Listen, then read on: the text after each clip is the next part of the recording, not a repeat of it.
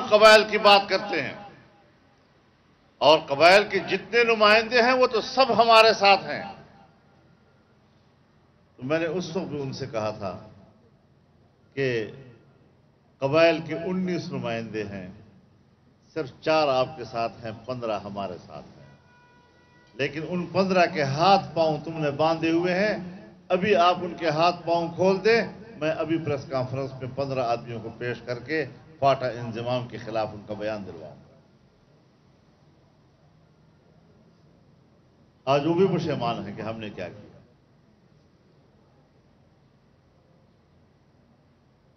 مجھے کہا گیا کہ قبائل کا نوجوان چاہتا تھا، قبائل کا یوتھ یہ چاہتا تھا۔ تو میں نے کہا قبائل کی یوتھ کی 3 تنظیمیں ہیں، ان 3 تنظیموں میں 2.5 میرے ساتھ ہیں، آدھی آپ کے ساتھ ہیں۔ آپ اس آدھی کو آگے آگے کر رہے ہیں، اور 2.5 تنظیمیں جو ہمارے ساتھ ہمارے موقف کی حمایت کر رہے ہیں، اس کو آپ کیوں نہیں سننا چاہتے؟ اس کو کیوں نظر انداز کر رہے ہیں؟ تو یہ رائے کا ایک اختلاف ہوتا ہے۔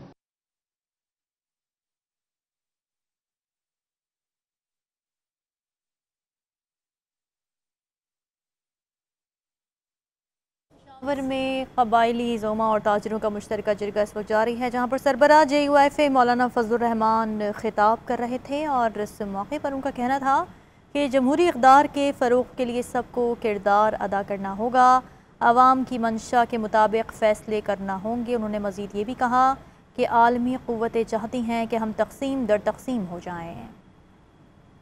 ہر قبائلی پریشان ہے، جو بے گھر ہو چکے تھے ابھی تک ان کو گھر نہیں ملا، ان کے گھروں کا سامان ان کو نہیں ملا، جو چھوڑ کے آئے تھے جب واپس ہوئے لٹ چکا تھا۔ کس کس کو رویا جائے؟ گھروں میں گلی کوچوں میں جنگل اگائے تھے، اس کے بھی کہا گیا کہ خود کاٹو۔ آج بھی قبائل پاکستان کے اندر ڈائسپورا ہے، کراچی سے لے کر گلگت تک قبائل پھیلا ہوا ہے، پنجاب میں قبائل پھیلا ہوا ہے، ابھی بھی وہ اپنے گھر واپس جانے کے قابل نہیں رہا۔ یہ زیادتی کیوں کی گئی؟ کیوں سبز باغ دکھائے گئے؟ ہر سال ہم 100 ارب یا 1100 ارب 100 ارب روپے سالانہ اور 1000 ارب ہم 10 سال میں دیں گے۔ 5 سال گزر گئے ہیں، ابھی آپ کہہ رہے ہیں کہ 50 سے 60 لاکھ ارب کے درمیان ہمیں پیسہ ملا ہے۔ 50 ارب ملا ہو، 60 ارب ملا ہو، 70 ارب ملا ہو، مجھے کوئی قبائلی بتائے کہ وہ پیسہ کس کو ملا ہے، کہاں خرچ ہوا ہے؟ ہاں، کچھ خاص ایریاز ہیں، خاص ایریا، ان خاص ایریوں میں سڑکیں بھی بنائی گئی ہیں، ان خاص ایریا میں کچھ قلعے بھی بنائے گئے ہیں، ان خاص علاقوں میں کچھ 2-4 مساجد بھی بنائی گئی ہیں۔ جب دنیا کے وفود آتے ہیں تو وہی لے جاتے ہیں ان کو دکھانے کے لیے، دیکھو قبائل نے کتنی ترقی کر لی ہے۔ اور یہ کل قبائل کا 1% علاقہ نہیں ہے۔ آج تک قبائلی علاقوں میں 1 انچ قبائلی زمین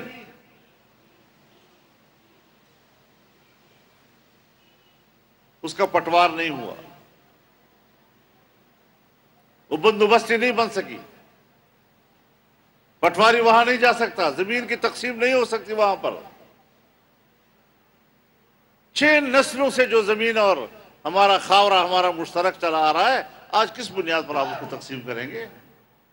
اور کیا یہ خصوصی سٹیٹس جو قبائل کو حاصل تھا دنیا میں کسی اور ملک میں حاصل نہیں ہے لوگوں کو؟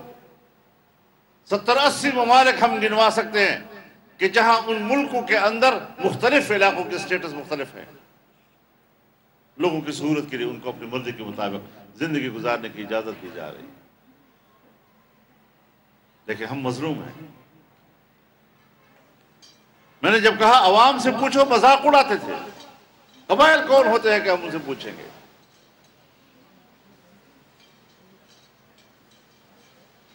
تو نتیجہ کیا ہوا؟ بلوچستان پاکستان میں بعد میں شامل ہوا، آج تک وہاں پر اسٹیبلشمنٹ کی حکومت ہے، وہاں کے عوام کی نمائندہ حکومت کی حیثیت ڈمی ہوا کرتی ہے۔ اور اب جب قبائل کی بات ہوگی، لاکھ دفعہ آپ کا انضمام ہو، لیکن وہاں پر دہشت گردی کے نام پر جو تنظیمیں ہیں، وہاں پر جو بندوق کی سیاست چل رہی ہے، یہ جاری رہے گی، پھر اس کے خلاف آپریشن ہوں گے تاکہ پاکستان کی طاقتور قوتوں کو وہاں پر موجود رہنے کا جواز مہیا ہو۔ آپ جمہوری ہوا میں زندگی نہیں گزار سکیں گے، بھلا آپ لوگوں کو منتخب کریں، بھلا آپ کے منتخب نمائندے ہوں، بظاہر نظر آئیں گے، لیکن جمہوریت کمزور رہے گی، مظلوم رہے گی، انسانی حقوق پامال ہوں گے، اور یہ چلتا رہے گا۔ اب ایک فیصلہ ہو گیا، اگر آپ ناراض نہ ہوں، میں ایک پرانی بات دوبارہ اگر دوہرا دوں تو پتہ نہیں آپ بھی کیا رہے ہو۔ اس وقت تو میری بات نہیں مانی گئی جب میں نے کہا عوام سے پوچھ لو، قبائل سے پوچھ لو، ریفرینڈم کرا دو۔ آج تو 5 سال گزر گئے نا، اب تو آپ کو انضمام کا مزہ آ گیا ہوگا نا، اب تو انضمام کے ذریعے سے خوشحالی آ چکی ہوگی نا، اب تو قبائلی علاقہ فرانس کے برابر ہوتا نظر آ رہا ہوگا، پیرس بن رہا ہوگا۔ چلو آج ریفرینڈم کرا دو، پتہ چل جائے گا کہ قبائلی عوام انضمام کو قبول کرتے ہیں یا اس کو مسترد کرتے ہیں۔ ابھی مانو 5 سال گزر گئے ہیں، لوگوں پر جو بیتی ہے اس کے نتیجے میں اگر وہاں واقعی خوشحالی آئی ہے اور لوگ مطمئن ہیں، لوگ کہیں گے بسم اللہ، ہمیں انضمام قبول ہے، ہمارے سرا کو کوئی مسئلہ نہیں۔ لیکن فیصلے عوام کی اگر مرضی پہ ہوں، عوام کی وہ مرضی جس مرضی کا حق اللہ نے ان کو دیا ہے۔ جب اللہ انسان کو ایک فیصلہ کرنے کا حق دیتا ہے، وہ حق ایک طاقتور انسان ان سے چھین لیتا ہے۔ بڑا آسان آ گیا، جمہوریت مرد آباد، جمہوریت کفر ہے، اس جہالت کا تو میرے پاس کوئی علاج نہیں ہے۔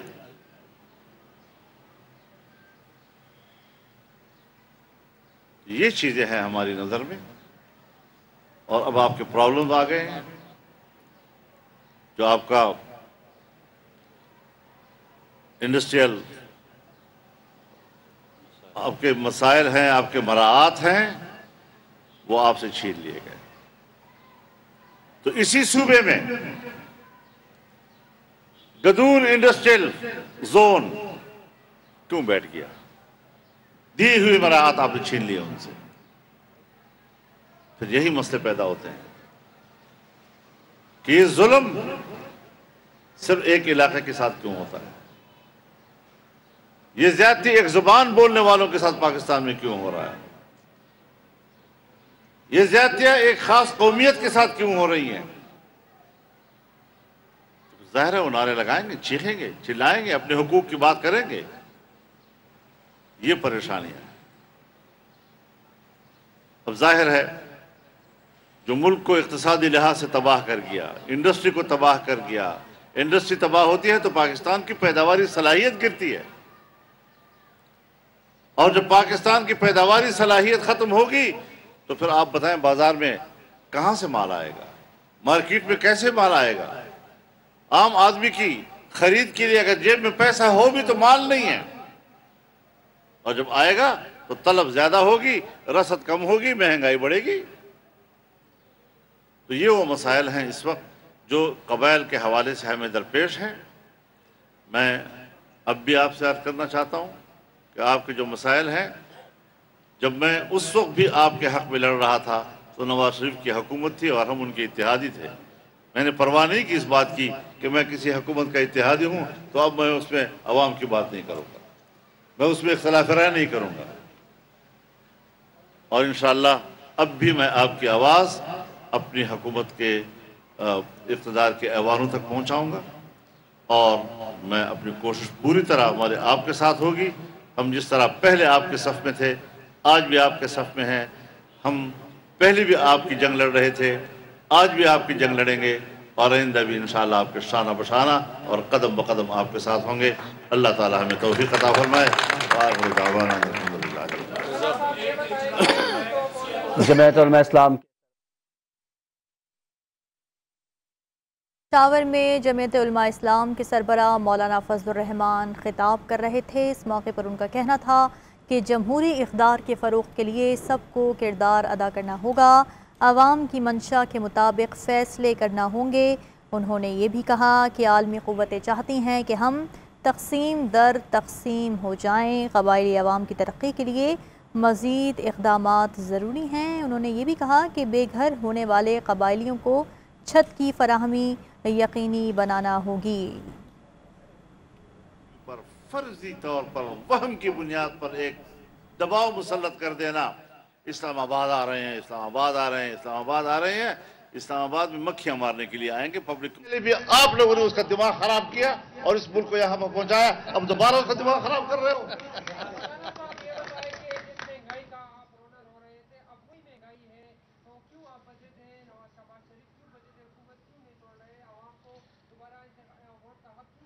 چار سال میں آپ نے ان کی خرابیوں کو پاکستان میں یہاں تک دیکھا۔ 4 سال کی خرابی کا آپ ہم سے کہتے ہیں 4 دن میں پورا کرو۔ یہ گند اٹھاتے اٹھاتے شاید اگلی حکومتوں کو بھی ٹائم لگے گا۔ ملک یہاں تک پہنچ چکا ہے۔ ملک یہ کہتے ہیں دیوالیہ کے کنارے نہیں ہے، میں کہتا ہوں ملک دیوالیہ ہو چکا ہے۔ یہ تو اللہ کا کرم ہے کہ ہم ابھی زندہ ہیں اور اس حالت میں ہم وقت گزار رہے ہیں۔ میں نے رات بھی آپ سے کہا کہ ڈالر 200 روپے پہ جائے گا۔ یہ عمران خان کی پہلی حکومت پہ ان کے اپنے معاشی ماہرین نے بات کی تھی، اور آج انہی پالیسیوں کا ابھی تک تسلسل کے اثرات جا رہے ہیں۔ یہ اثرات ابھی رہیں گے، اور ہم نے جلسوں میں کہا تھا کہ ہم حکومت تو سنبھال لیں گے، لیکن سب سے بڑا چیلنج یہ ہوگا کہ اس ملک کو دوبارہ کیسے اٹھایا جائے گا۔ یہ بہت بڑا چیلنج ہے، اور اس میں ہمیں پبلک کی سپورٹ چاہیے، حوصلہ افزائی چاہیے۔ اس قسم کے سوالات نہیں، آپ حکومت کیوں نہیں چھوڑ رہے؟ پھر ایسا آسان بات ہے منہ سے بات نکالنا اور جلدی سے۔ تو یہ چیزیں سنجیدگی کے ساتھ، خدا کے لیے میڈیا کی دنیا کو میں کہنا چاہتا ہوں، ذرا اپنی گفتگو میں سنجیدگی پیدا کر لو، وقار پیدا کر لو، وزن پیدا کر لو۔ جب سوال کرو تو پتہ چلے کہ آپ کوئی وزنی سوال کر رہے ہیں۔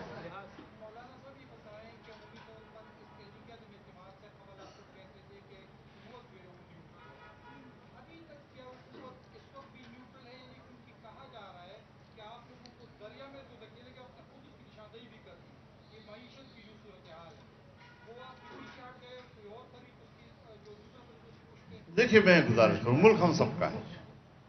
اگر ملک ڈوبتا ہے تو صرف عوام کا نہیں ڈوبتا، فوج کا بھی ڈوبتا ہے۔ اگر ملک ڈوبتا ہے تو بیوروکریسی کا بھی ڈوبتا ہے۔ اگر ملک ڈوبتا ہے تو فضائیہ کا بھی ڈوبتا ہے، بحریہ کا بھی ڈوبتا ہے، بریہ کا بھی ڈوبتا ہے۔ یہ ملک ہم سب کا ہے۔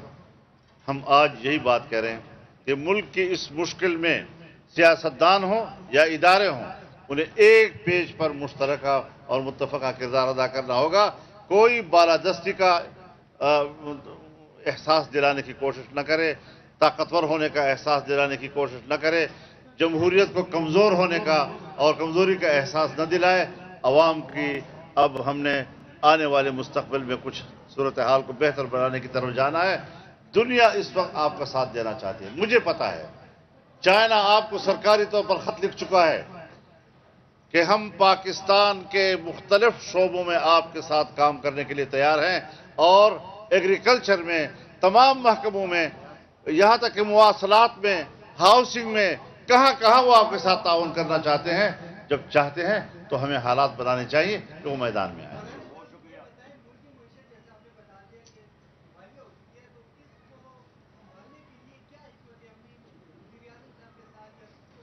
اسی پہ لگے ہوئے ہیں حضرت، یہ ایک دن میں نہیں ہوتا۔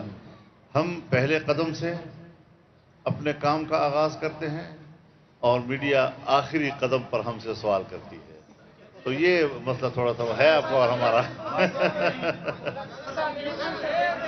جی ابھی تو حکومت نے متفقہ فیصلہ کیا ہے کہ جو بقیہ مدت اب باقی ہے اس کو پورا کرے.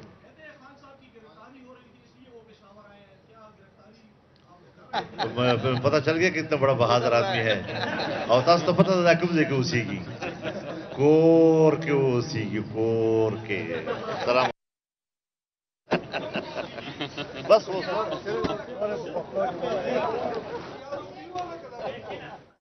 پشاور میں سربراہ JUIF مولانا فضل الرحمان تقریب سے خطاب کر رہے تھے اور ان کا کہنا تھا کہ 4 سال کی حکومت کا گند 4 سال میں ختم نہیں ہوگا. مزید کہا کہ کہتے ہیں کہ ملک دیوالیہ ہو رہا ہے. میں کہتا ہوں کہ ملک دیوالیہ ہو چکا ہے. لانگ مارچ کی کوئی حیثیت نہیں ہے.